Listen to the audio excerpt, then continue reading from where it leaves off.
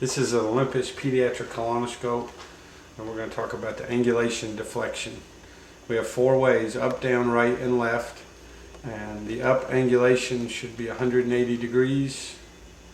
The down deflection should be 180 degrees. The right deflection should be 160 degrees. And the left should be 160 degrees. Sometimes if I'm just going to hit this, if this is supposed to be 180, but if it's only pulling 140, and we see this in a lot of scopes that come in, the doctor's not going to be able to properly do a procedure if the scope will only go that far and not go any farther. It's got to be adjusted out to finish the articulation. So that's very important that they're pulling the proper specifications: 180, 180, 160, 160.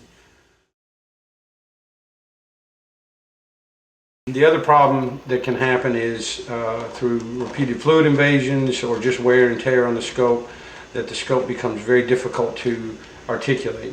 We'll hear complaints of a doctor not able to freely engage the angulation. It just feels rough and ratchety. These should be fairly smooth. It does get a little rougher the more it's coiled up, but it should be fairly smooth, free-flowing.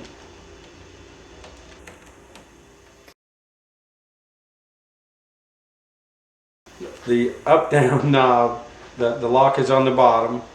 To engage the lock is to go to 12 o'clock. The F button with the arrow is to free the knob. And they can still be moved while it's locked. It just won't bounce back. It'll stay wherever you leave it.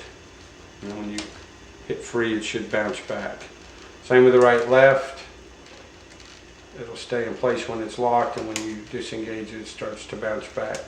And again, they can be moved while they're locked.